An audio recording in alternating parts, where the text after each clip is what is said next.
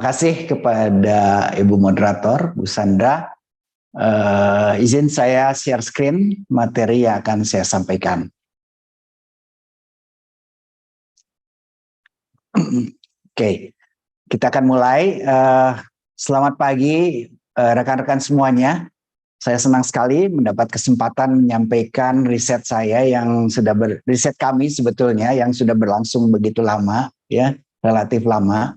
Dan terima kasih kepada Pak Anto yang sudah memberikan kesempatan ini. Dan tentunya kepada rekan-rekan semua yang hadir pada hari ini, mudah-mudahan apa yang saya sampaikan bisa memberikan inspirasi atau insight untuk bisa memanfaatkan kondisi budaya kita ini terutama yang kita fokuskan di sini.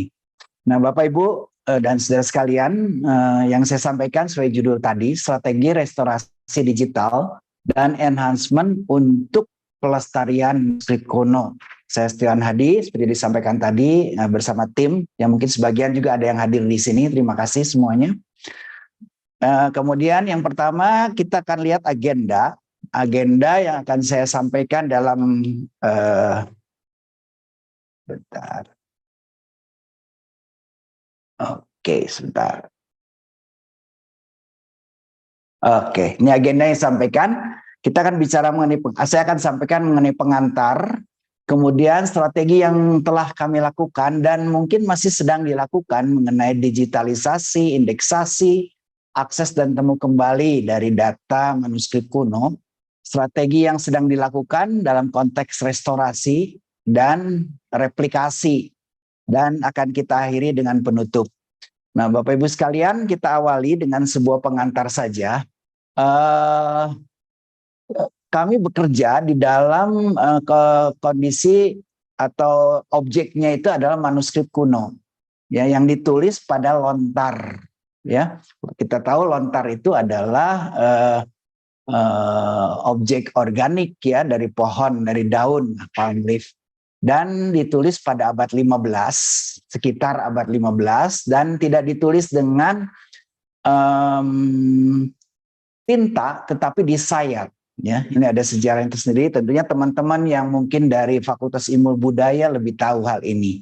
Dan apa yang dikandung di dalam lontar tersebut ada berisi catatan sejarah atau kebudayaan, ada aturan, resep, teknik pertanian, ada juga mengenai pendidikan dan sebagainya. Nah, karena lontar ini ditulis dalam objek atau media organik, ya, tumbuh-tumbuhan, maka dia sangat rentan, sensitif terhadap penyimpanan, ya, apalagi di Indonesia, ya. Mungkin di beberapa tempat sudah bagus, tetapi di beberapa tempat yang lain itu sangat tidak mendapat perhatian bagus dalam penyimpanan, ya. Dalam penanganan juga demikian, ya. Mungkin karena aspek tradisi, aspek adat istiadat, ya, sehingga tidak bisa diperlakukan secara baik dalam konteks benda-benda warisan budaya.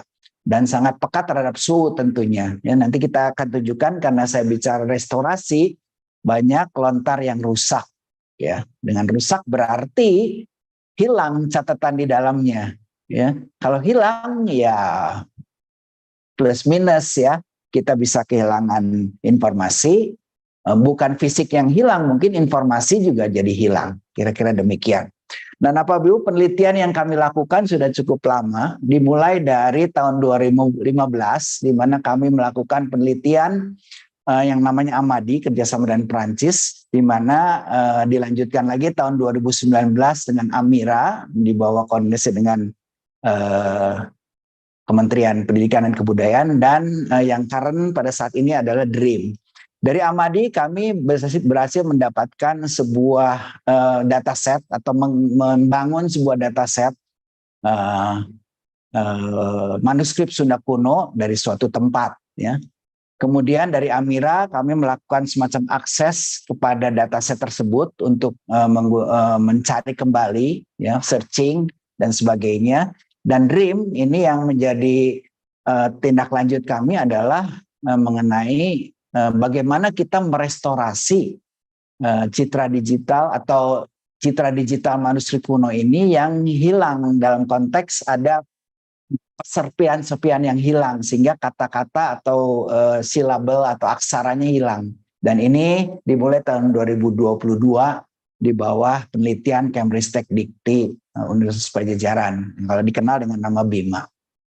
Nah, Bapak Ibu, kami fokus kepada satu tempat yang namanya situs Kabuyutan Ciburui di Garut, tidak jauh dari kampus kami.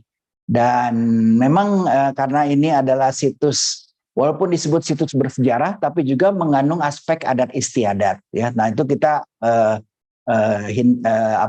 tidak fokus ke situ, tapi memang demikian kenyataannya. Dan dalam hal memulai digitalisasi, ya, kami membangun apa yang disebut dengan mini studio, kemudian melakukan pemotretan, ya, atau penscanan terhadap lontar-lontar tersebut yang bentuknya persegi panjang, ya, dan ini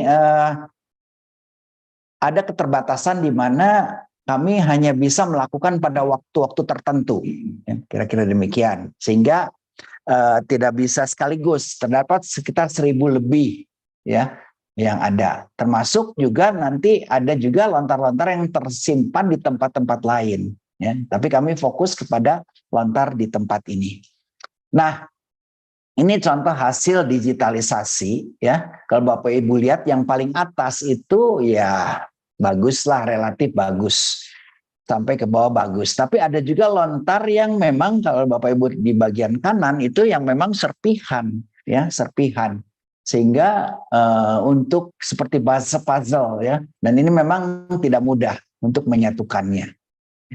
Nah, tim kami gabungan antara fakultas atau Departemen Ilmu Komputer atau Teknik Informatika dengan tim dari Fakultas Ilmu Budaya, khususnya Sastra Sunda, yang mungkin ada sebagian juga hadir di tempat ini. Terima kasih, kami sudah mendapatkan data digital lontar. Nah, dari data digital ini kami simpan di dalam sebuah situs namanya amadi.unpad.ac.id. Memang tidak bisa diakses secara penuh, ya, datanya, karena masih dalam proses penelitian, penambahan, perbaikan, dan sebagainya. Ada 1456 data yang tersimpan di situ, dan ada tahapan-tahapan yang mungkin nanti kami jelaskan di dalam slide ini. Nah, ini contoh yang ada di dalam situs tersebut. Ya, mungkin kalau publik tidak bisa melihat dalamnya, sampai saat ini masih belum, mohon maaf. Tapi data foto lontar semuanya sudah tersimpan, ya. Nah, tentunya kalau hanya menyimpan data foto digital, gambar digital atau citra digital lontar, ya itu mudah sekali dilakukan. Tetapi kami melakukan tindakan yang lain, yaitu melakukan namanya tracing, ya, tracing, lalu melakukan segmentasi, melakukan anotasi, ya. Di mana pertama data ini adalah low resources, artinya tidak semua bisa membaca. Nah, kami membutuhkan filolog ahli yang bisa membaca tulisan-tulisan ini. Ya, kemudian juga kompleksitas penulisan itu cukup sulit, ya, untuk bisa membedakan objek-objek yang ada. Kemudian yang kedua adalah tidak semua citra digital lontar itu tercapture dengan baik, ya, dan butuh upaya-upaya image processing untuk mengenhance semuanya itu. Nah, ini yang dilakukan. Nah, dari kegiatan digitalisasi itu kami sudah mempunyai dataset lengkap, ya, data digital lontar, termasuk binarisasinya. Jadi kalau Bapak Ibu bisa lihat di sini, kita melakukan juga binarisasi, ya. Jadi mengambil atau meremove background, lalu mengambil teksnya. Memang ini belum dilakukan otomatis, dan ini menjadi challenge juga untuk bisa dilakukan secara otomatis binarisasi. Ya, dengan binarisasi kita akan bisa mendapatkan objek yang menjadi fokus kita lebih jelas, ya. Kemudian kami juga melakukan cropping terhadap word dan aksara, kata dan aksara, ya. Kata dan aksara kita cropping untuk mendapatkan kata dan aksara. Ini contohnya, ini dengan aplikasi yang dibangun.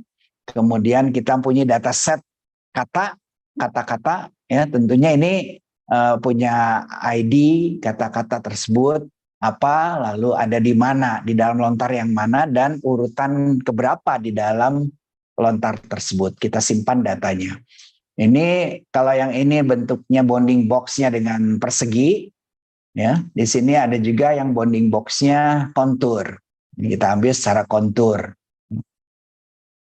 Nah, selain itu juga karena word itu terdiri dari aksara, ya, ada glyph, ada aksara, ada kalau bahasa istilahnya dalam sebuah buku yang diterbitkan oleh staf kami atau teman kami itu rarangken, ya, yang mengubah karakter sehingga suaranya lain, ya, vokalisasi, penamaan vokalisasi.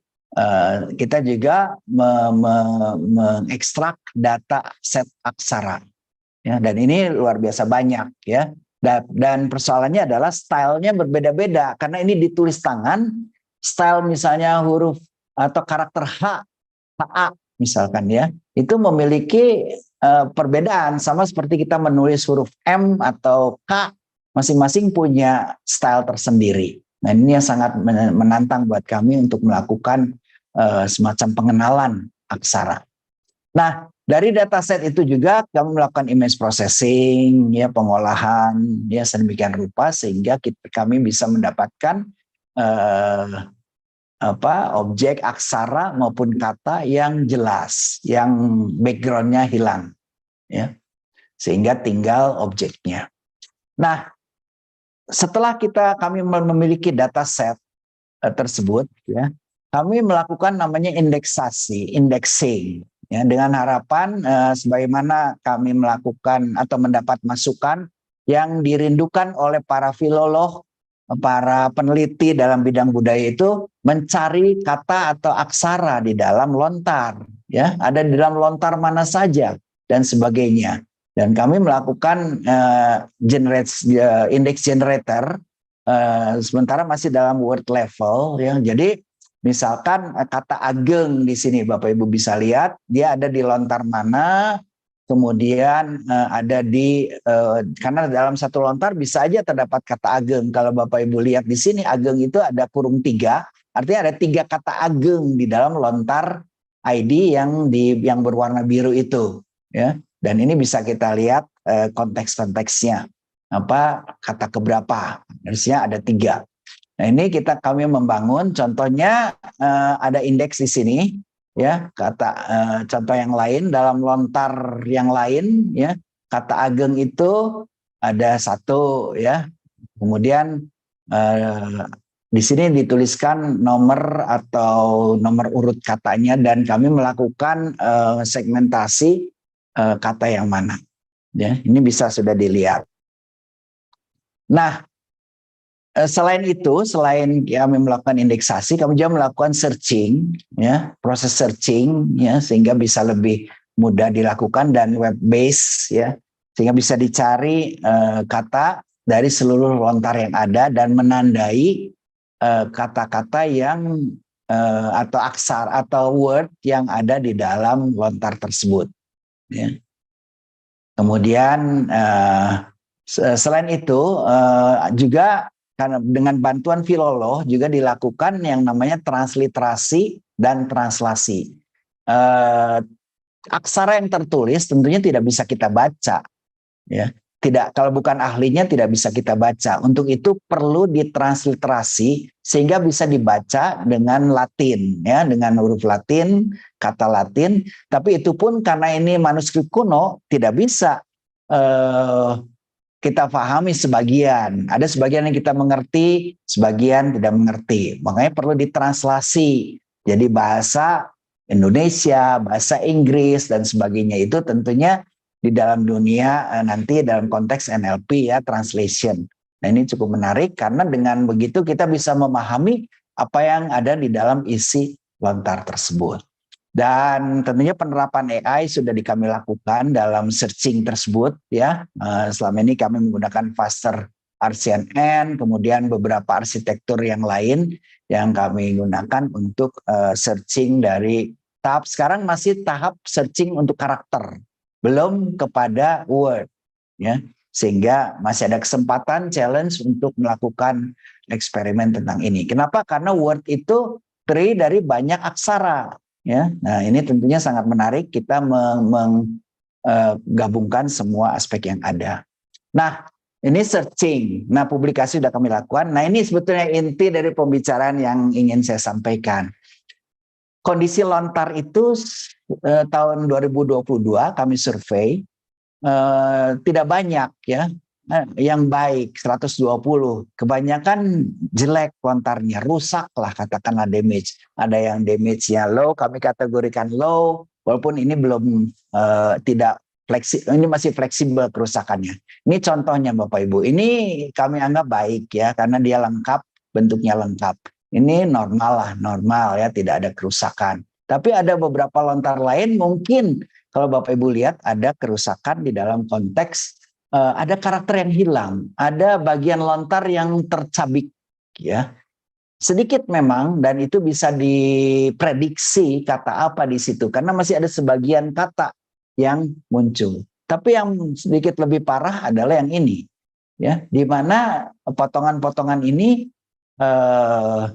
ada kata yang hilang ya. Dan ini tidak bisa dihindarkan Bapak Ibu selain karena mediumnya juga medianya juga organik, ada upacara tertentu yang membersihkan lontar ini. Saya mau nggak mau, mungkin tahun 2002 keadaannya demikian, tahun berikutnya beda lagi ya. Mungkin ada yang rusak dan sebagainya, hurufnya jadi buram dan sebagainya. Dan yang paling parah yang ini, yang heavy damage atau split out ya, tercabik-cabik, dan ini tentunya membuat tantangan tersendiri buat kami semuanya. Nah, Bapak Ibu, bagaimana sih kami melakukan strategi strategi untuk restorasi lontar rusak. Ini gambaran umum saja Bapak Ibu. Kalau kita punya lontar yang rusak, misalkan tercabik di sini, kami melakukan diskusi dengan filolog, ya, dengan filolog sebentar, menentukan aksara yang hilang apa. Ya, tentunya dengan filolog, bantuan filolog yang tahu konten dari lontar tersebut. Kemudian setelah kita memiliki knowledge tentang hal itu, kita membuat satu mekanisme prediksi dan penciptaan aksara atau kata yang hilang dengan dukungan kecerdasan artifisial. Sehingga kami dapat, karena kami sudah memiliki dataset huruf-huruf atau aksara yang sudah kami bangun sebelumnya, maka itu menjadi sumber. Nah, perlu kita perhatikan bahwa tiap lontar itu punya waktu di mana ditulisnya kapan, sehingga stylenya itu berbeda. Ya, style setiap lontar berbeda-beda. Nah, itu tentunya nggak bisa kita ambil menggunakan data umum, ya, karakter aksara Sunda secara umum. Harus karakter Sunda pada zamannya. Dan ini menjadi challenge tersendiri. Geolocation, geocollocation information tersedia, harus ada. Dan kalau memang udah kita menemukan, kita generate. Nanti saya berikan contoh logikanya bagaimana. Ini gambaran umumnya. Dan secara lebih teknis lagi, saya bisa gambarkan kira-kira demikian. Dan akhirnya di proses akhir yang dicita-citakan adalah kita punya lontar image dataset yang terrekonstruksi. Memang ini nggak sesuai dengan aslinya Bapak Ibu ya, nggak sesuai persis ya dengan aslinya. Tidak mudah memang, tapi paling tidak kita berusaha menyelamatkan konten yang ada di dalam lontar tersebut. Ini kira-kira demikian. Nah, sekali lagi kita kembali, kita sudah punya ground truth digital lontar. Kemudian kita punya yang namanya hasil transliterasi dan translasi, ya. Ini kebetulan translasinya ke bahasa Inggris, ya. Ada transliterasi, kemudian kita memiliki ground truth word dan karakter, ya, yang tadi saya sampaikan.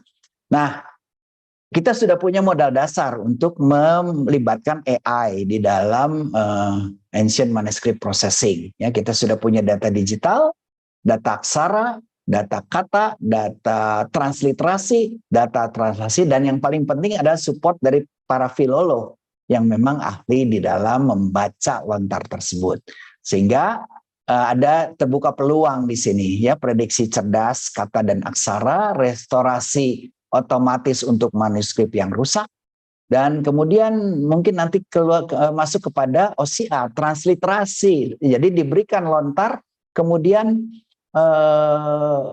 secara otomatis sistem bisa melakukan transliterasi, dan tentunya dengan kerjasama dengan teman-teman yang di NLP melakukan translation, ya, translasi, dan banyak peluang-peluang yang lain bisa terlihat, bisa dibuka dengan kondisi ini. Tapi kami dari modal dasar yang ada, ya. Oke, nah ini contoh sederhana, ya. Kita sudah punya lontar yang rusak, ya, yang atas Bapak Ibu lihat. Kemudian di bawahnya adalah binarisasi, di bawahnya itu adalah transliterasi, ya. Nah,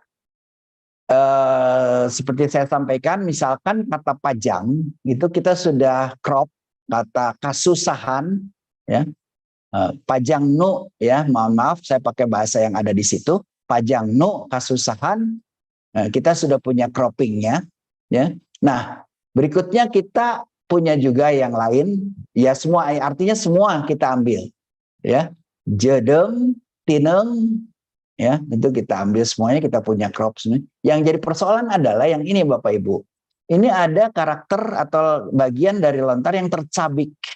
Ini tulisan apa sih sebetulnya? Ini yang menarik, yang mungkin para filolog sudah tahu isinya, ya, bisa diprediksi. Tapi bagaimana kalau sistem memprediksi hal ini? Ya, tentunya misalkan, maaf, misalkan atau betul ini. Nah, kami membangun sebuah model konseptual. Kita punya word dataset, kemudian kita berikan kepada sebuah mesin pembelajaran. Ya, kemudian kita punya model, dan dari model itu kita bisa memprediksi tadi seperti tadi saya sampaikan, kita akan mengisi kata yang maaf, bentar, kata yang ini, yang tadi, ya, yang kosong ini. Nah, yang kosong itu tadi, yang tanda tanya itu, ya. Nah, misalkan kita ingin mengisi yang saya beri tanda tanya di sini. Tentunya dengan mesin prediksi otomatis atau berbasis kecerdasan artifisial, kita akan bisa, misalkan yang kita peroleh adalah Rahayu Suga, ya. Makanya kita masukkan kata Rahayu, tapi sumber tulisannya bukan dari sumber secara general, tapi berdasarkan kondisi atau karakteristik tulisan pada lontar tersebut, ya. Misalkan demikian. Diambil dari dataset hasil prediksi, ya. Nah, dari sini setelah kita ketemu prediksinya apa, ya. Nah, kita bisa sisipkan atau embed kepada lontar tersebut, sehingga kita memiliki perbaikan kata-katanya, ya. Jadi yang kosong itu terisi, dan itu harus dilakukan semuanya, dan tentunya nanti konfirmasi dari peer filolog juga diperlukan untuk memastikan ini. Nah, itu hal yang sedang kami kerjakan untuk mengisi hal tersebut, ya. Targetnya sebenarnya menyelamatkan, ya, menyelamatkan lontar yang data yang hilang, ya. Nah, intinya sebetulnya preservasi, ya. Nah, untuk itu kami juga membangun sebuah mekanisme mencetak kembali data lontar yang ada, ya. Kami ini lontar itu ternyata masih tersedia, ya, ada, Bapak Ibu bisa lihat di sini, dan kami melakukan pencetakan, ya, dalam tentu istilahnya graving pada mesin lontar menggunakan media lontar ini. Memang tidak mudah karena pekerjaan ini membutuhkan waktu yang cukup panjang, dan sehingga kita punya replika dari lontar tersebut, ya. Dan ini tentunya bisa dimanfaatkan untuk aktivitas-aktivitas yang lain. Nah, sebagai penutup, Bapak Ibu sekalian, pekerjaan ini sudah berjalan, ya, dan kami bekerja di bidang image processing, computer vision, dan text processing dalam Dream ini. Dan mungkin nanti juga ada kalau memang memungkinkan kita lanjutkan dalam konteks NLP dan knowledge extraction. Ya, karena apa yang ada di dalam lontar tersebut adalah knowledge, ya, dimana kita bisa secara otomatis mesin bisa mengenali apa yang terkandung di dalam lontar tersebut. Ya, ini pekerjaan jangka panjang ya, mudah-mudahan dengan tawaran Pak Anto tadi kita bisa melakukan, dan juga ada beberapa terutama di Belanda yang tertarik juga dengan hal ini. Oke, jadi kegiatan kami di universitas itu tidak terlepas dari pengabdian, ya, dan kami sudah melakukan pengabdian, ya, artinya membangun masyarakat di sekitar. Ini sebagai informasi saja yang kami lakukan. Dan satu yang paling akhir, Bapak Ibu, Eropa itu sangat fokus dengan cultural heritage. Ya, jadi ada satu campaign namanya Europeana yang mungkin Bapak Ibu bisa akan ada conference di bulan Oktober apa November. Kalau Bapak Ibu berminat bisa ikut Europeana, ya. Kira-kira demikian. Ini free conference-nya, tapi kalau berkunjung juga bisa bagus. Ya, saya kira itu demikian. Mohon maaf lebih dari 20 menit, jadi lebih 3 menit 27 detik. Terima kasih atas perhatian Bapak Ibu, dan mudah-mudahan apa yang saya sampaikan bisa bermanfaat dalam insight kita dalam melestarikan warisan budaya, terutama pemanfaatan AI. Terima kasih. Saya kembalikan kepada Ibu Moderator.